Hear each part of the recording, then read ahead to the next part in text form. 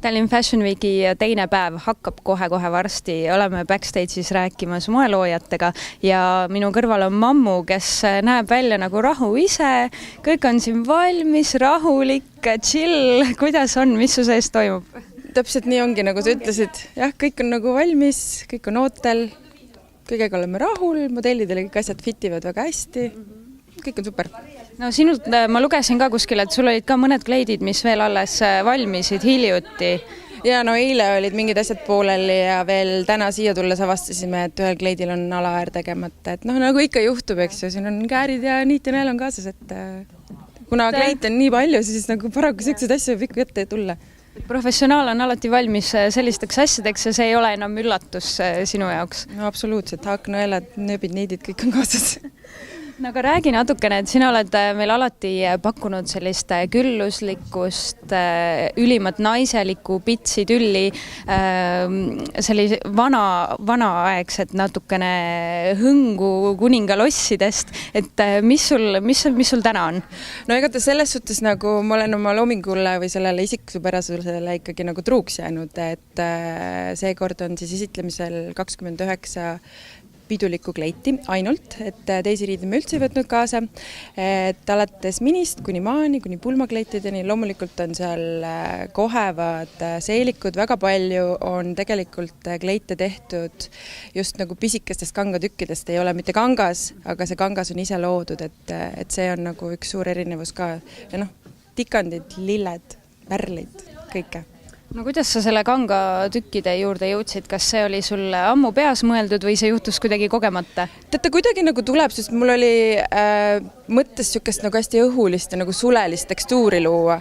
Ja siis ma vaatasin enda ümber, et mitte kohe nagu osta sellist kangast, aga siis ma vaatasin, et kuidas ma saaksin saavutada nendest olevatest asjadest ja siis saigi nagu tüllist pisikesed tilgad lõigatud ja siis see õmmeldud selle 9 meetri peale, et seal ma arvan mingisugune 10 000 pisikest tüllitükki on ühe seeliku osa peale läinud, et see on tohutu käsitöö, aga tulemus on imeilus. No kaua siis sinu üks selline kleit valmib? See on täiesti seinast seina, et osad valmivad 6 aega, osad 2 nädalat, osad seeliku osa ainult valmib 2 nädalat hommikust õhtuni õmblemist, et nii ja naa. No päris palju on siin aastast aastasse arutatud ka sel teemal, et Eestis on vähe moeloojad, kes teeks nii-öelda sellist tänava moodi. Et kas sa oled mõelnud ka, et võib-olla sellist natuke rohkem casual liini millalgi ajama hakata või et sa jääd ikka selle juurde? Tegelikult mul on täitsa paralleelselt on olemas casual line, et nagu see sama kleitki, et see on siuke igapäevane nii kontorist kui pärast tennised alla, et käid kuskil kontserdil või mis iganes, et mul on tegelikult olemas, aga kuna seekord ma mõtlesin, ma tulen ainult lihtsalt pakun täis glamuuri, kuna pidulikud sündmused on tulemas ja üritused, et miks ka mitte väike vaheldus. Aga kui keegi soovib, et siis lisaks sellele, mida ta moelaval näeb, saab tulla ka sinu juurde värsket selliseid kleite imetlema tulla ja ostma? Jaa, absoluutselt. Stuudio on avatud ja loomulikult läbi interneti, et juba minu fännid või siis järgijad, nemad juba teavad täpselt, mis kus ja mida ma teen, et ma hästi kiirelt postitan, kui ma teen mingit sükest igapäevast. Ja ma loomulikult presenteerin seda ka enda seljas, et no sa oled ka üks nendest, kes on ideaalne oma loomingu näitaja, et selles üldse ei kahtle. Aga võib-olla ütle mõni selline märksõna ka, et see hooaeg on selline väga kirju, kanda võib nagu kõike, aga mis oleks sinu selline põhisoovitus Eesti naisele, et kui peaks näiteks ühe asja ostma, ühe sellise trendiriide, mis see võiks olla?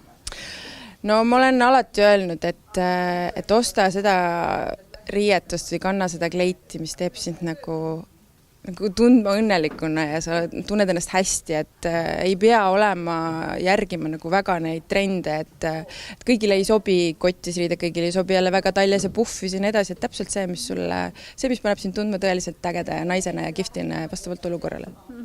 Õige, unustage kõik trendid ära, kõik, mis on kirjutatud ja kandke seda, mis teile kõige rohkem meeldib. Aitäh sulle, Mammu, ja edu! Aitäh!